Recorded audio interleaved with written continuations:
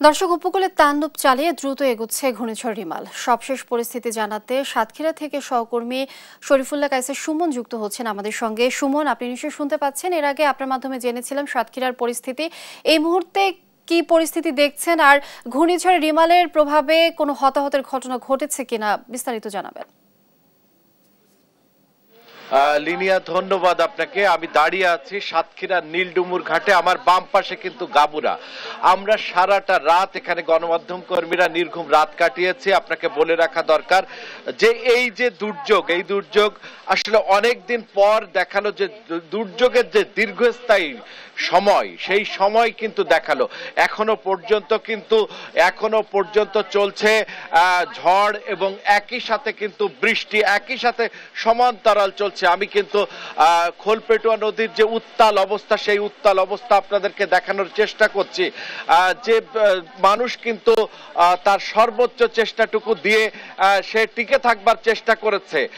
বলে রাখা দরকার যে এই গতকাল আশ্রয় কেন্দ্রে যাওয়ার পূর্ব মুহূর্তে একজন শওকাত নামে একজন বৃদ্ধ গাবুরা, সেই আলোচিত গাবুরায় আশ্রয় কেন্দ্রে যাওয়ার পথেই কিন্তু হোঁচট খেয়ে পড়ে স্ট্রোক করে তিনি কিন্তু মারা গেলেন। এবং এছাড়া এখনো পর্যন্ত কিন্তু জেলা প্রশাসনের পক্ষ থেকে আমাদেরকে কোনো হতাহত বা ক্ষয়ক্ষতির কোনো তালিকা বা কোনো আমাদেরকে দিতে পারেননি। আমরা যতটুকু জানতে পেরেছি লিনিয়া, যে এখানকার মানুষের কিন্তু ঘরের চাল, ঘর বাড়ি সবকিছু কিন্তু অনেকটা ক্ষতিগ্রস্ত হয়েছে। আমরা দাঁড়িয়ে আছি একটা ভাঙাচোরার অবস্থায় পড়ে গিয়েছে যে রেস্তোরাঁ, সেই রেস্তোরাঁর মধ্যে এখানে কিন্তু কোথাও দাঁড়ানোর জায়গা নেই। পুরো চালগুলো কিন্তু নষ্ট হয়েছে। এইখানকার মানুষরা কিন্তু তাদের পেছনের যে জায়গাটি ছিল সেই জায়গাটিও কিন্তু ধ্বংসপ্রাপ্ত হয়েছে।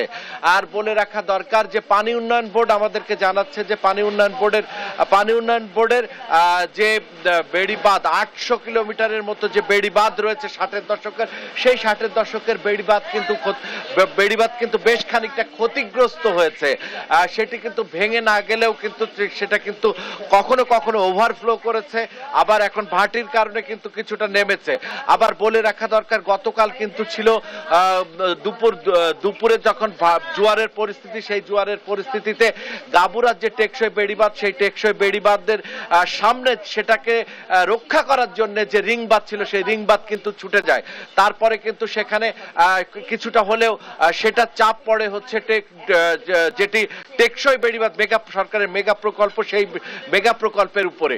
এছাড়া কিন্তু আপনাকে বলে রাখা দরকার যে অন্যান্য বাঁধ কিন্তু এখন বেশ খানিকটা ক্ষতিগ্রস্ত। আর এই যে চলমান ঝড় এবং বৃষ্টি এখনো চলছে, এই পরিস্থিতি যদি এখনো চলমান থাকে, এটি কতদূর টিকিয়ে রাখা যাবে এই বেড়িবাঁধগুলো, তা নিয়ে যথেষ্ট সংশয় দেখা দিয়েছে।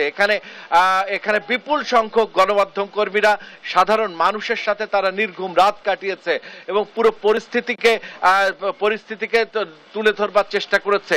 আমরা দেখেছি যে মানুষের যে আর্তনাদ, এই আর্তনাদ কিন্তু আমরা লক্ষ্য করেছি।